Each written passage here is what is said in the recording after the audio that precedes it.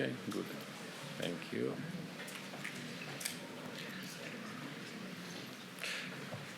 I'll invite Simon Redgrove from ValetPRO for the first user presentation. Simon, please. Thank you. I'm using the handheld, so technology. Hello? Yeah. Yep, good. It's good. Excellent. Okay, so I'm Simon Redgrove. I work for ValetPRO. I've been there 2 years. I started there to implement priority, and this is a little bit of background to that journey, and hopefully for you non-priority users, give you an idea of how the system works, potentially some of the things that you need to look out for and look forward to, and for those of you who know priority, enjoy the journey. ValetPRO was started in a garage in 2005 by someone who was cleaning cars. How many people like cleaning cars here? Hands? No? Okay. So essentially what we do is he had this idea that really a lot of the products that he was using, he was seeing a deterioration in the surface of the car, in the vinyl, the chrome, the wheels, the alloys, and so he wanted to find a way to actually make sort of high quality cleaning products that would actually not deteriorate the surface of the car, because we spend a lot of money on cars and we like them to look nice. When we go to the car washes, they tend to use highly alkaline products, which are not particularly good for the substrates of the vehicle, although they're very effective cleaners. So we started off with a product called a snow foam, which I don't know if you guys see that picture there of the nice VW, with one of our testers. So he created a product that was pH neutral. So you could use it on any material, any substrate, and it wouldn't have a negative effect on it. We've then sort of moved across that. The business has grown. We're now 12,000 square foot unit in New Haven, where we've been for the last 5 years. And we've got 37 products, which is just the chemical products. So essentially we're creating the products there, we're mixing them and bottling them and labeling them and doing the whole thing. So at the time, from a systems perspective, they were using a product called Account Edge. I don't know if any of you guys know Account Edge, but it's a small business product. They'd been using it for 9 years, and they'd kind of pushed it to the absolute limit of what could be achieved with something of that sort of style of software. Interestingly, all the hardware was Apple, and still is Apple-based, and I believe that was one of the criteria that we had for choosing the priority system. Although it's a native Microsoft product, it works very well on the Apple platform, which a lot of other comparable systems don't. Loads of Excel, numbers sheets, bits of paper, and Account Edge was the main source for stock levels. So as the business had evolved, they had effectively tried to manage as best they could in terms of the production. If you guys are working in any sort of production area, you'll know that trying to predict how much product you need and getting that right is not always so easy, because customers never know how much they're going to buy from you, and they can never tell you in time. So they were using Account Edge to manage stock, but the stock levels were never accurate because Account Edge was never up to date, because it wasn't actually connected to what was directly going on in the warehouse, directly going on in the business. And so they suffered from product stockouts, late deliveries. The business had grown, so to the extent really where it sort of essentially outgrew the amount of production that they could do, even though we had a large unit. It was sort of unbelievable. If you go in there, you think, well, they must be able to meet any kind of production requirement. and yet there was always one ingredient, one element that was out of stock that stopped that production run happening. The departments were siloed. You had differences between production and the dispatch area and the sales area, all the sort of probably usual things that we get across businesses still. And the core accounting processes, because that's what Account Edge was designed for, were very clean, very neat, very tidy, but extremely cumbersome and, in some senses, quite unnecessary, actually. So they had increasing overheads, cost of goods sold was going up, and essentially they needed to find a way out of that. And one of those elements of that solution was to upgrade the systems and get more control of the business.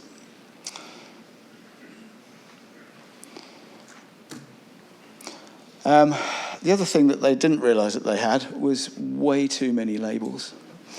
They started off with this idea that they were going to be producing compliant product, which is fantastic. It has to be compliant in all the European countries. You have to be, if anyone's using UFI codes, you've got UFI codes for the product. You've got all the compliance arrangements that you need to have.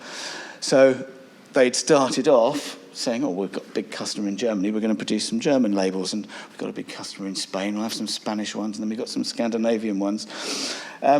So what started off as 37 products, then you add sizes on, was 120 different variants. But when they added the labels, it ended up with like 1,600 different SKUs that they were managing.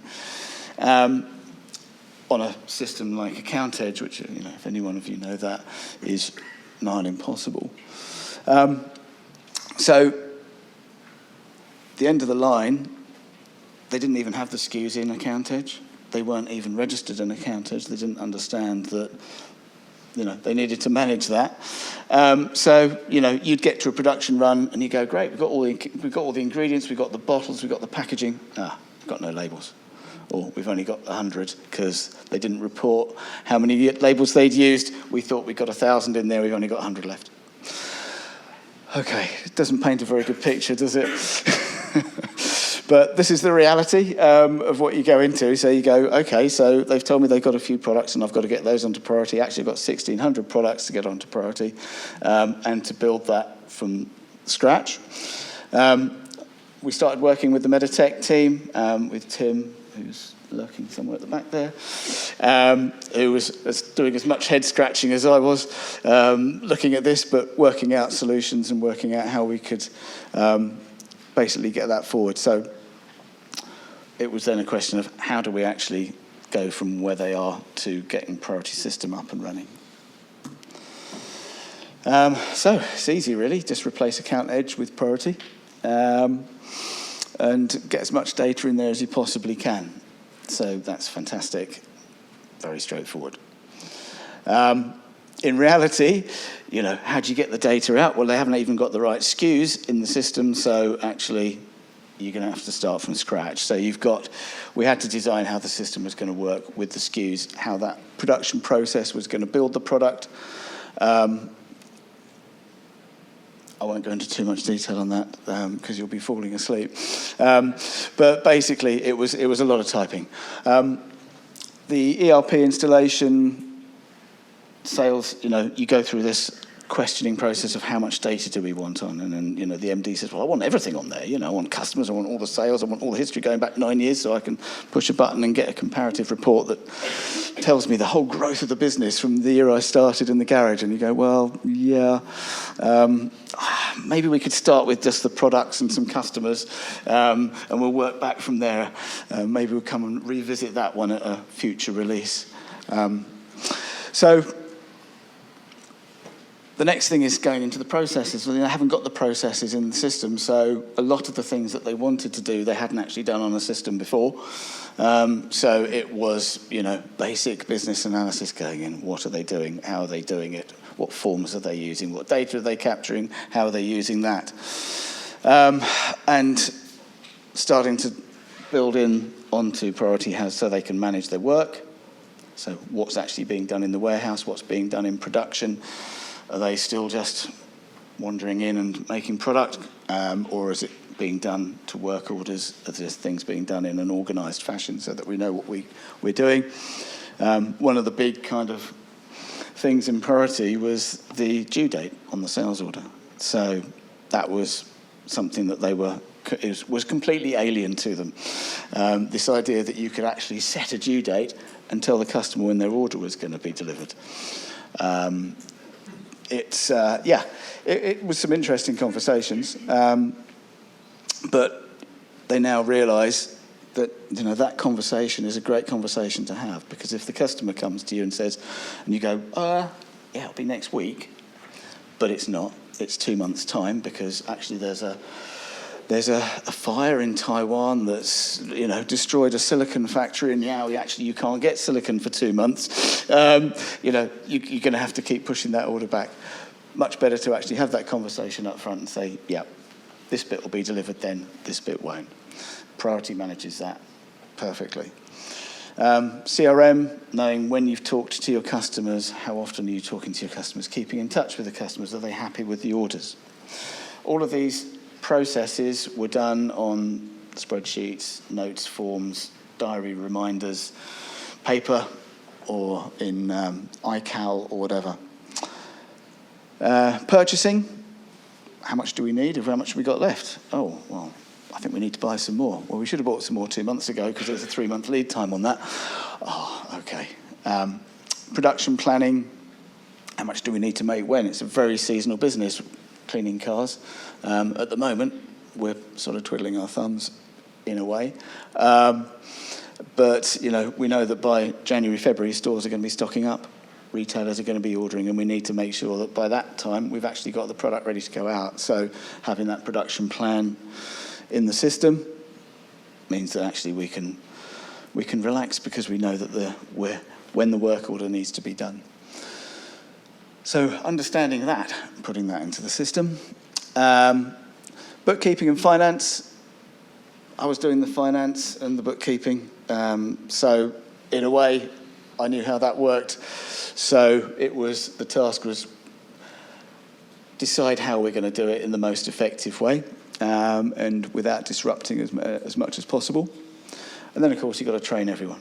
So you've got to tell them how to use it. You've got maybe people who've never used a system before at work, through to people who are totally familiar with it and have already installed the app on their phone.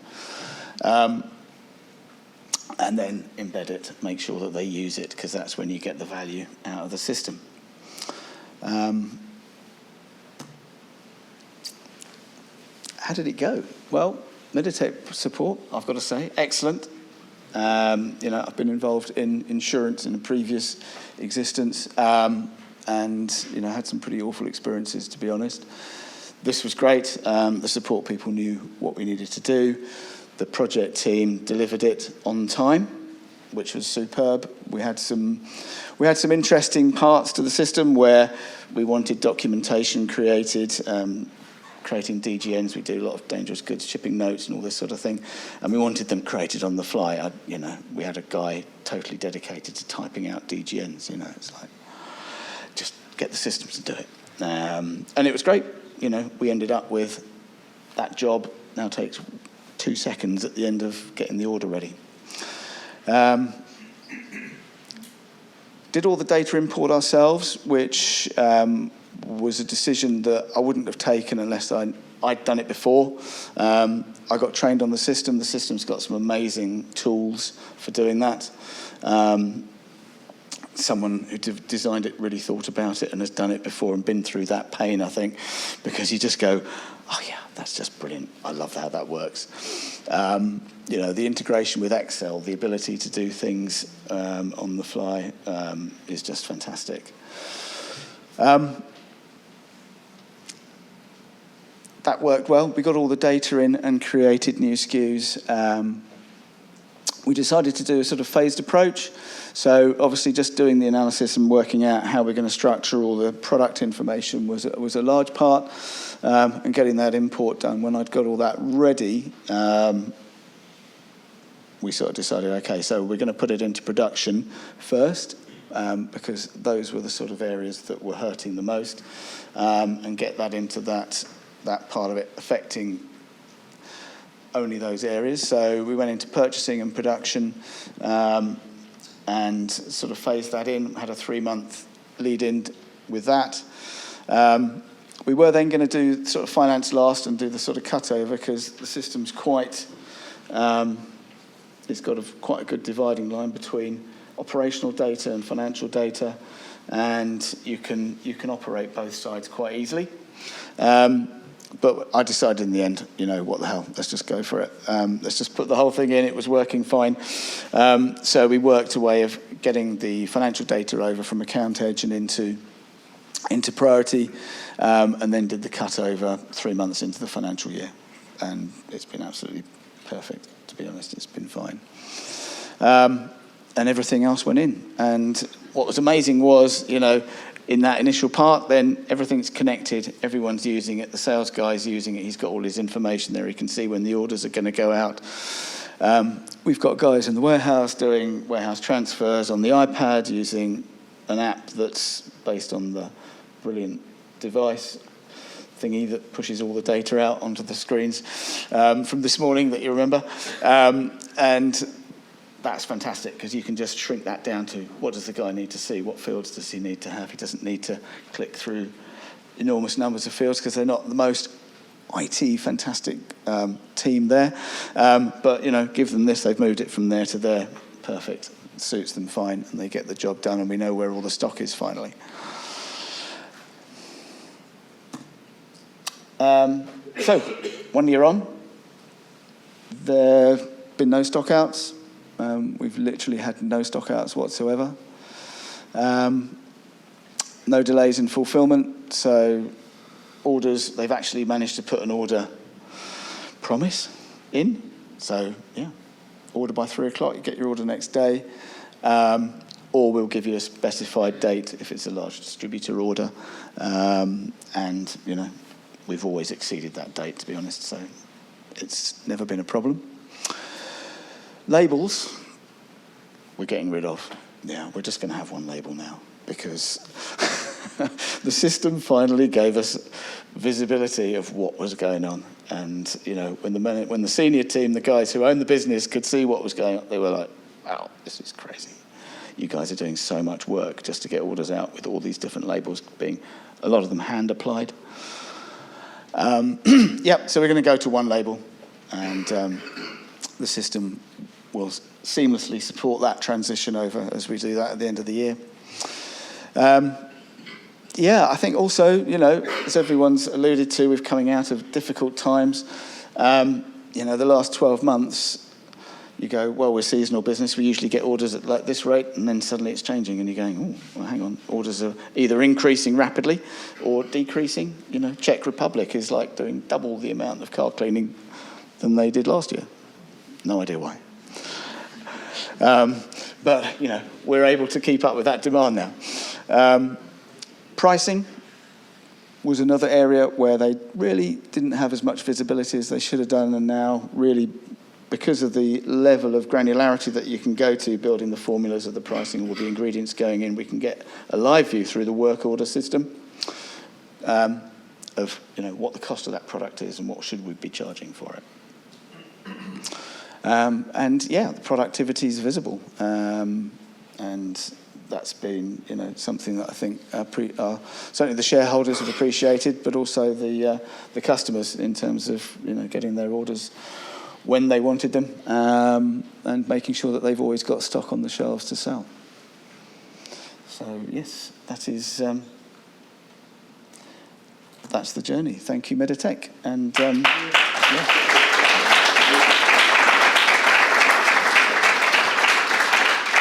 Thank you. Thank you.